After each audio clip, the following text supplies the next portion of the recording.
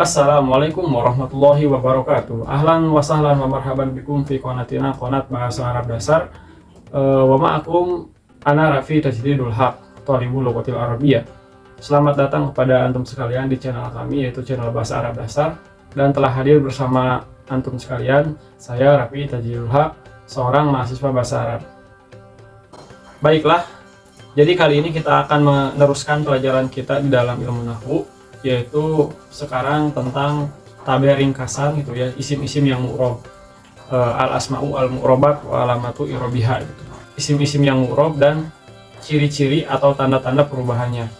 Nah, mungkin video ini akan lebih panjang daripada durasi sebelumnya, dan menurut saya ini adalah hal yang paling penting juga gitu di dalam ilmu nahwu.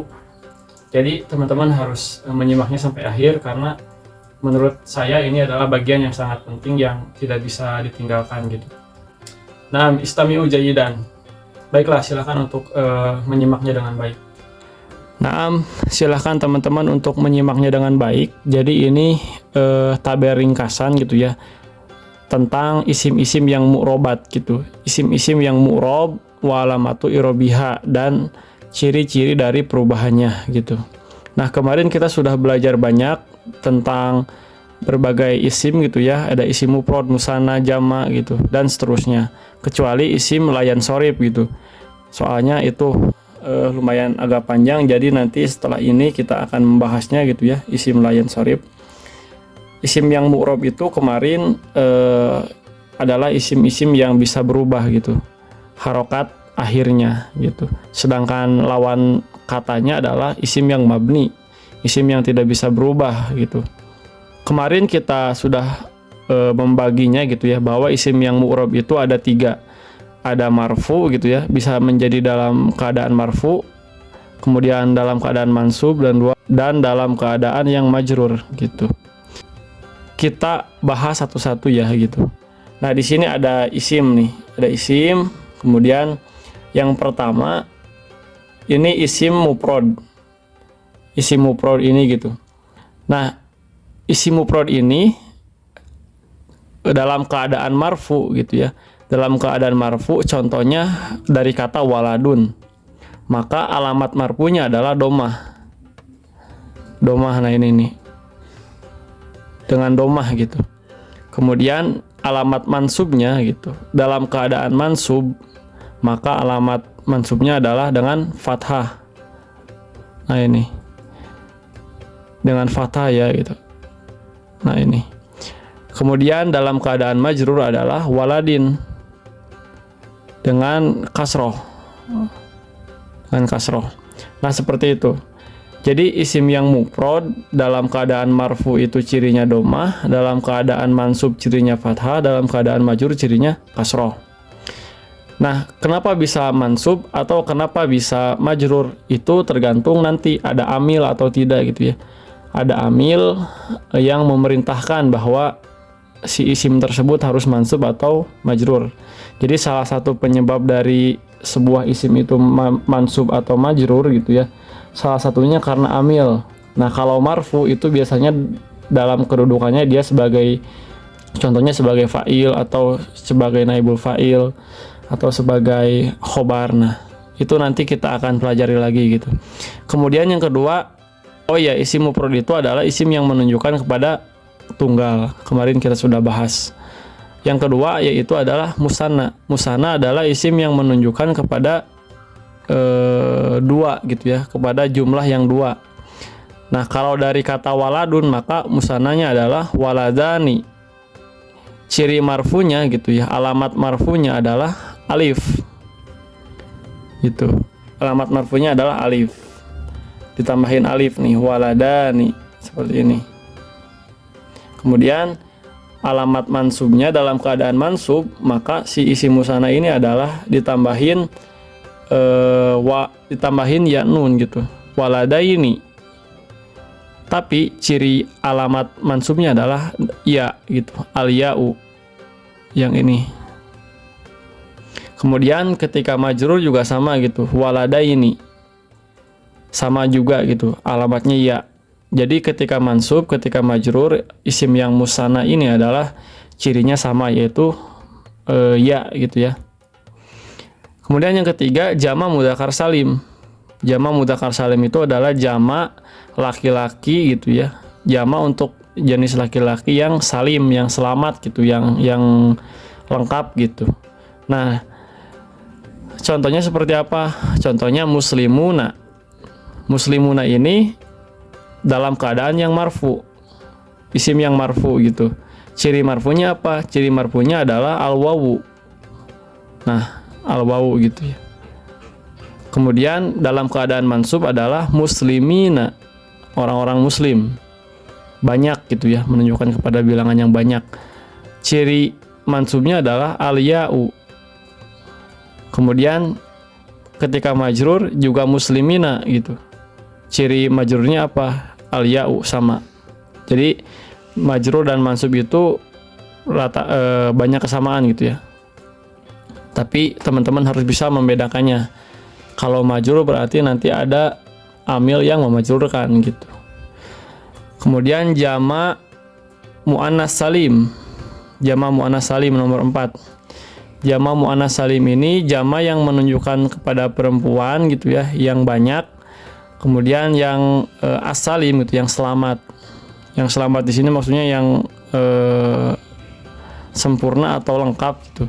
Contohnya dalam keadaan marfu adalah muslimatun. Nah, ini hampir mirip dengan ketika mufrad gitu ya. Ciri marfunya adalah domah. Ini domah gitu ya. Ciri marfu dari jama muannas salim. Kemudian ketika mansub maka muslimatun ini menjadi muslimatin gitu. Nah, ini nih muslimatin dengan kasroh, nggak muslimatan, nggak dengan fathah justru, tapi dengan kasroh, muslimatin gitu ya. Di Al-Quran kan banyak mu'minatin, muslimatin gitu ya, qonitatin. Nah, seperti itu dengan kasroh ketika mansub. Kemudian ketika majrur juga sama dengan kasroh, juga gitu. Nah, seperti itu. Oke, selanjutnya yaitu jama taksir. Jama taksir itu jama yang pecah gitu, yang harus diketahui perubahan jamanya menjadi apa gitu. Contohnya dari kata waladun jadi auladun. Enggak waladuna gitu ya, tapi jadi auladun. Ciri marfunya, alamat marfunya adalah domah. Jadi jama taksir itu ketika dalam keadaan yang marfu adalah cirinya domah. Seperti itu. Cirinya domah. Kemudian ketika mansub cirinya adalah fathah. Auladan gitu ya, fathah. Kemudian ketika majrur adalah cirinya kasroh. Jadi mirip ya, sama sih ciri-cirinya sama dengan ketika mufrad. Jadi jama taksir itu cirinya sama ketika dalam keadaan mufrad gitu ya, sama dengan dalam keadaan mufrad gitu. Kalau marfu ya domah, kalau mansub ya fathah, kalau majrur ya kasroh. Kemudian ini nih al-asmaul homsah yang keenam, al-asmaul homsah, isim yang 5. Nah, isim yang 5 saya udah jelaskan ya di part berapa, lupa lagi saya juga. Nah, di sini contohnya abuka. Abuka itu bapakmu. Jadi salah satu ciri dari isim homsah gitu ya, asmaul homsah itu ketika marfu maka cirinya adalah al-wawu gitu. Abuka. Nah, syarat isim yang 5 itu gitu ya, harus diidofatkan, harus disandarkan dengan isim yang lain. Kalau di sini disandarkan dengan isim domir kaf. Seperti itu. Nah, ketika mansub maka cirinya adalah alif.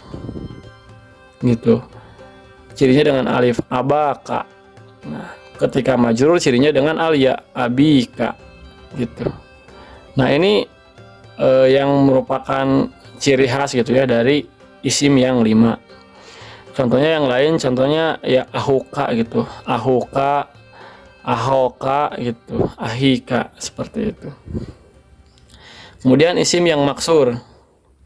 Isim yang maksur itu kemarin kita sudah pelajari adalah isim yang di akhirnya itu ada alif lazimah, alif yang tetap karena merupakan alif bawaan.